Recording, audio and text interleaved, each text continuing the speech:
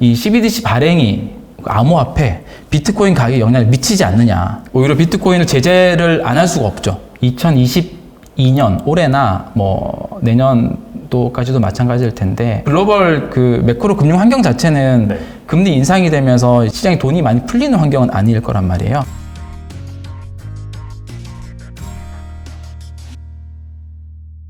한양대학교 글로벌 기업가센터 이장호 교수님 모셨습니다. 안녕하세요. 네, 안녕하세요. 반갑습니다. 네.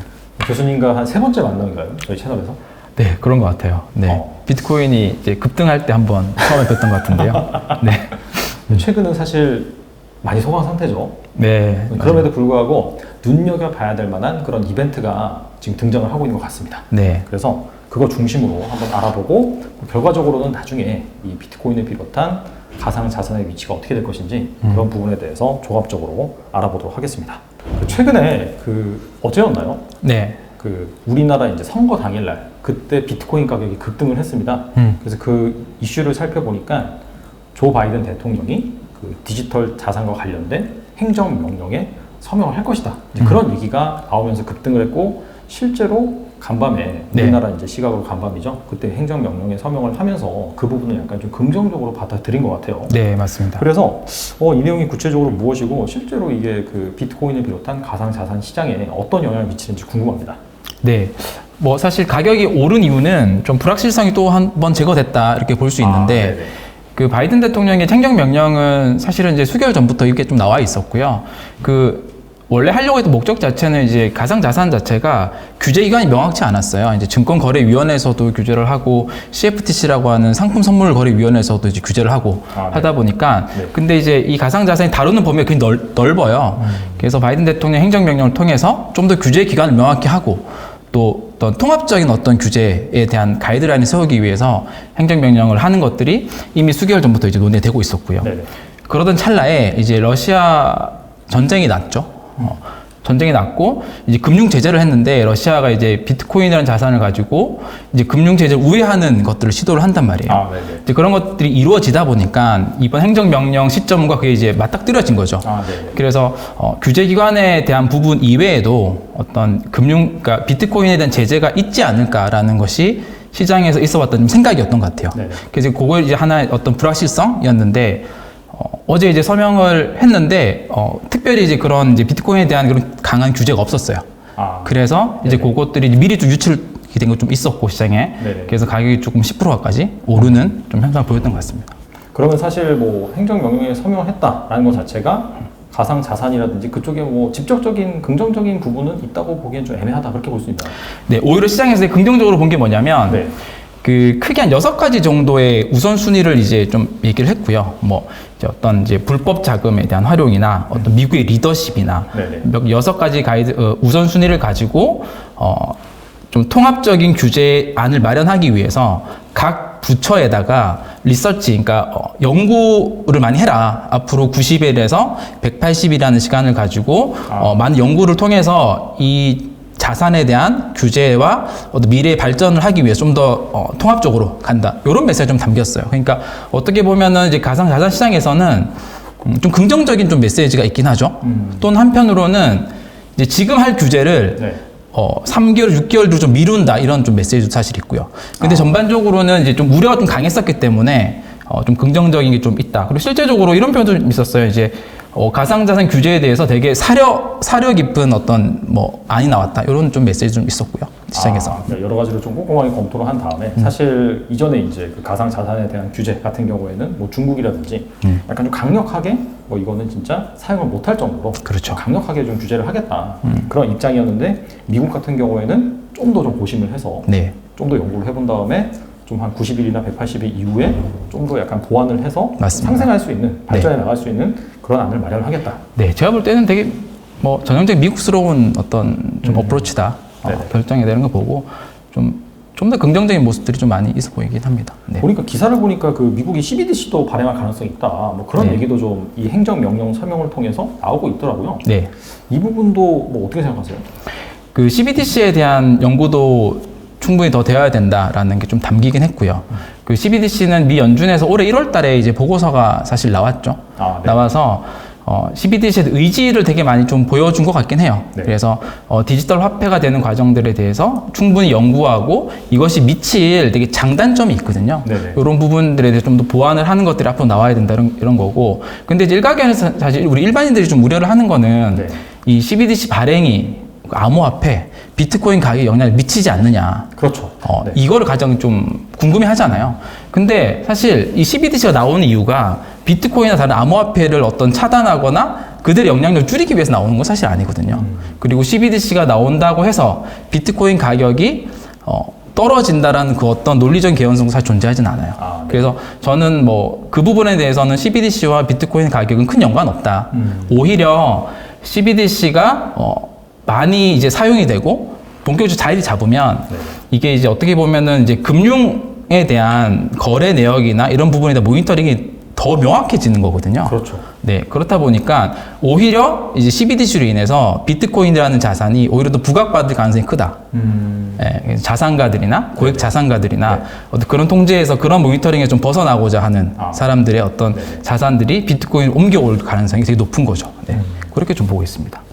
알겠습니다. 그리고 앞서서 말씀을 살짝 해주셨는데 네.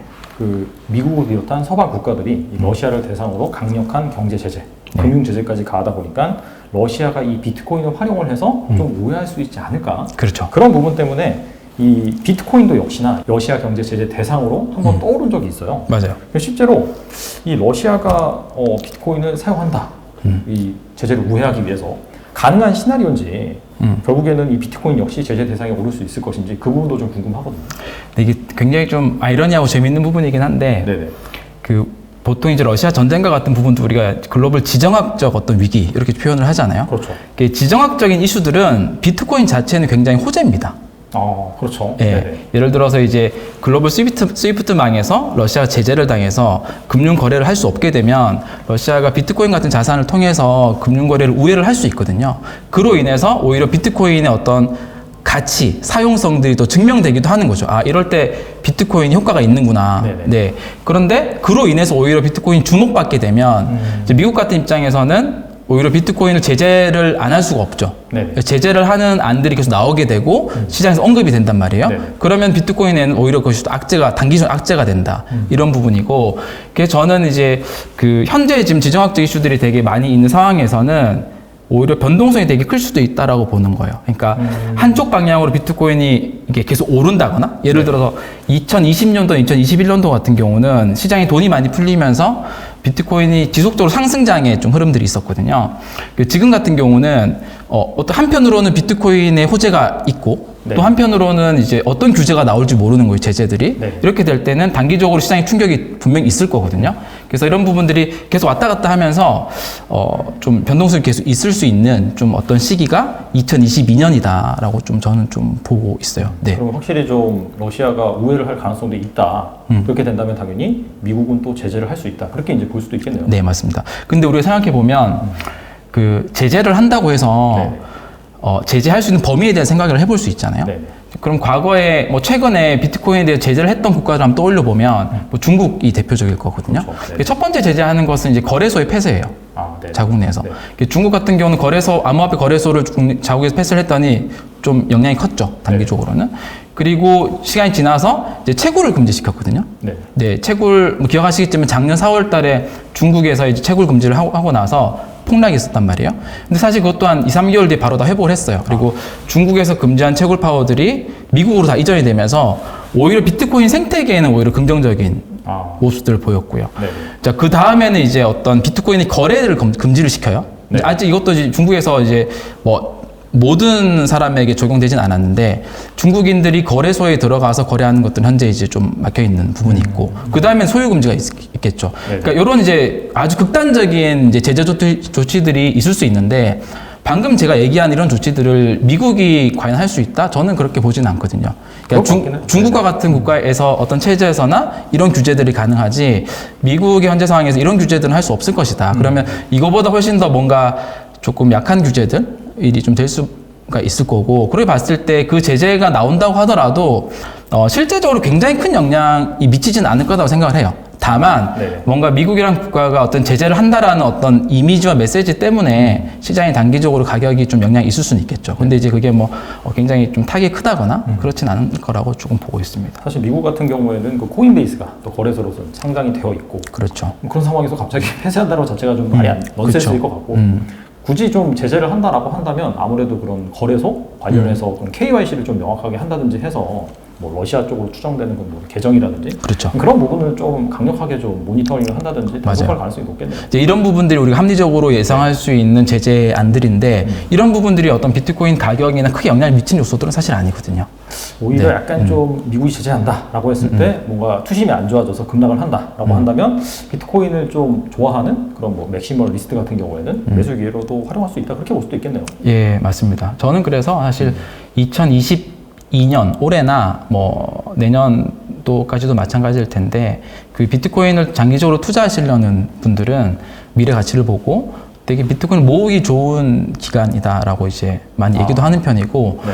왜냐하면은 확실히 글로벌 그 매크로 금융 환경 자체는 네. 금리 인상이 되면서 이제 많이 2021년과 2022년과 같은 시장에 돈이 많이 풀리는 환경은 아닐 거란 말이에요. 그렇죠. 그래서 네. 이런 이제 어떻게 보면은 좀 하락 또는 횡보나 이런 변수가 있을 때 비트코인을 이제 저점이 될 때마다 한 번씩 좀 매집하기엔 되게 좋은 기간이다. 장기 투자자들한테는 이렇게 좀 볼 수 있을 것 같습니다.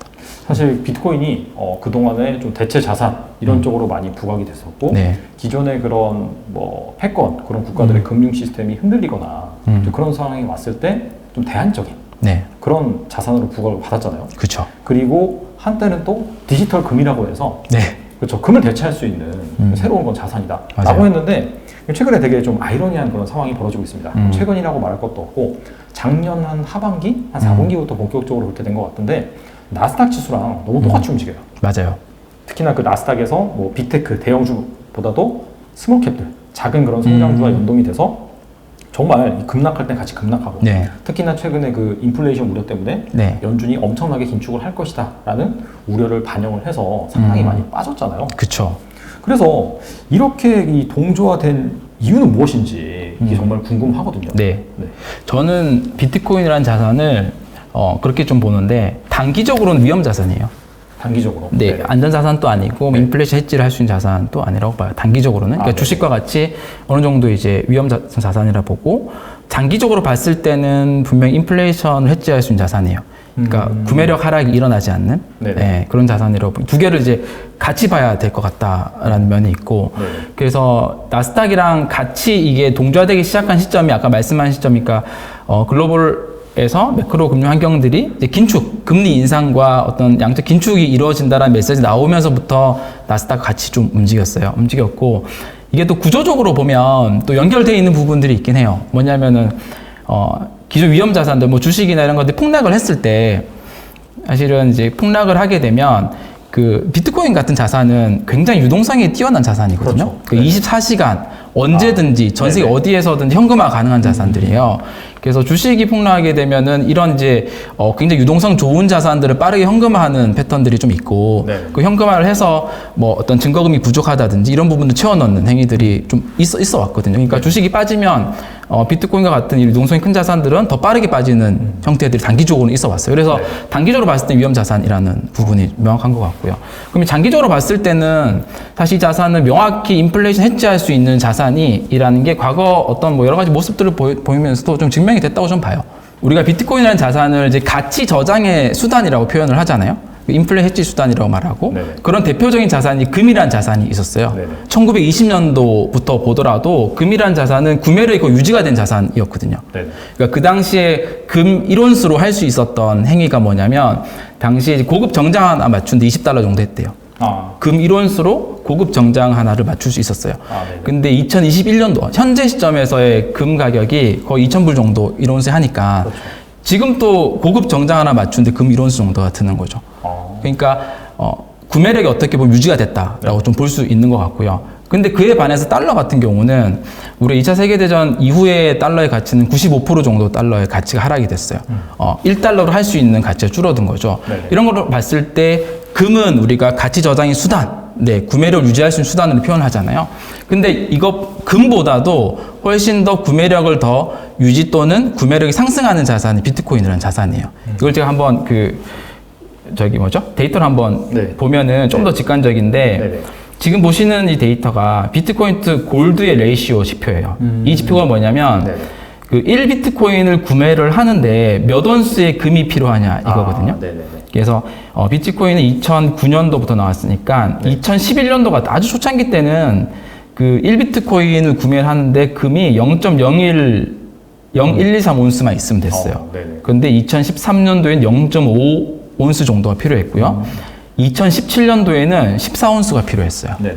그리고 현재 시점에서는 23.7온스 정도가 필요합니다. 그러니까 금이 아까 전에 이제 굉장히 구매력이 유지되는 자산이라고 그랬는데 사실 금보다도 구매력이 더욱더 상승하는 자산이 이제 비트코인이라는 자산이다. 물론 이제 속성들은 굉장히 비슷합니다. 네네. 어떤 한정된 수량, 공급의 제한 이런 부분들이 금의 속성과 비슷하고 그리고 다만 이제 비트코인은 현재 글로벌 수용성, 그러니까 예를 들어서 수용하는 국가나 기관들이 훨씬 더 빠른 속도로 많아지고 있다.